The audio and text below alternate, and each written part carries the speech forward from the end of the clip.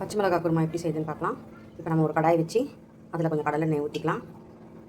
எண்ணெய் வந்து கொஞ்சம் வதங்க தேவையானதை ஊற்றிக்கோங்க. இப்போ எண்ணெய் காஞ்சிடுச்சு. இதில் இப்போ நான் நல்லா ஒரு விரல் அளவுக்கு இஞ்சி எடுத்துருக்கேன், அதை போட்டுக்கோங்க. அதுக்கப்புறம் ஒரு 2 கல் பூண்டு,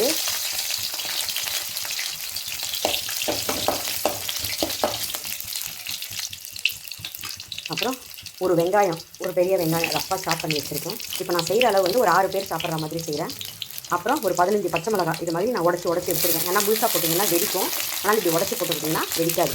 இப்போது இந்த எல்லாமே நல்லா வதங்கணும். இந்த மாதிரி வதங்கின உடனே நம்ம ஒரு தட்டில் எடுத்து வச்சு ஆற வச்சிடலாம். இப்போ இதில் திருப்பியும் கடாயை வச்சு நான் கடலை எண்ணெய் ஊற்றிக்கிறேன். இதில் ஒரு 3 லவங்கம், பட்டை, ஒரு துண்டு பட்டை, ஒரு ஸ்டார் அனீஸ், ஒரு 1/2 ஸ்பூன் சோம்பு, இதெல்லாம் நல்லா பொரிஞ்ச உடனே நல்லா ஒரு வெங்காயத்தை பொடியாக நறுக்கி வச்சுருக்கேன். இது நல்லா வதங்கட்டும். அப்புறம் நான் ஒரு 7 தக்காளி எடுத்து வச்சுருக்கேன். இந்த மாதிரி வதங்கின உடனே இப்போ நான் இதில் தக்காளியை சேர்த்துக்கிறேன். நான் ஒரு 6 தக்காளி 6-7 தக்காளி கிட்ட கட் பண்ணி வச்சுருக்கேன்.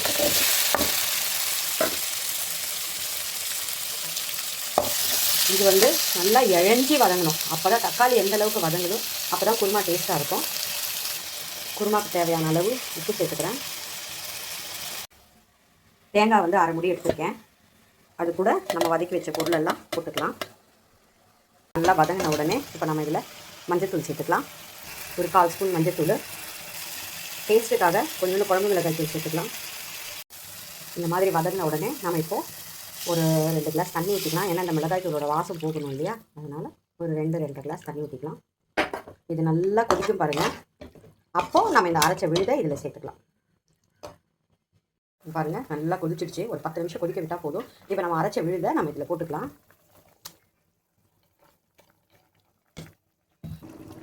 அரைச்ச விழுதை சேர்த்து அந்த தண்ணி குக்கரையும் அலசி அந்த தண்ணியும் ஊற்றிக்கலாம்.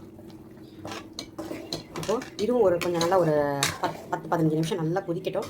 அப்போ தான் அந்த தேங்காயில் இருக்கிற பச்சை வாசனைலாம் போகும். அரைச்சி ஊற்றினதுக்கப்புறம் இந்த மாதிரி தான் இருக்கும். எனக்கு உப்பு பத்தலை, அதனால் நான் இன்னொரு 1/2 ஸ்பூன் உப்பு சேர்த்துக்கிறேன். உப்பு சேர்த்துட்டு நல்லா கலந்து விட்டுருங்க. இப்போ அதை நம்ம இறக்கும் போது கருவேப்பிலை, கொத்தமல்லி எல்லாம் போட்டுட்டு இதை இறக்கிடணும். இதை இறக்கிட்டக்கப்புறம் குருமா ரெடி ஆகிடுச்சு. இந்த குருமா செஞ்சு பார்த்துட்டு உங்கள் விருப்பத்தை கமெண்ட்டில் சொல்லுங்கள். அப்படியே என்னோடய சேனலை சப்ஸ்கிரைப் பண்ணிக்கோங்க. தேங்க்ஸ் ஃபார் வாட்சிங்.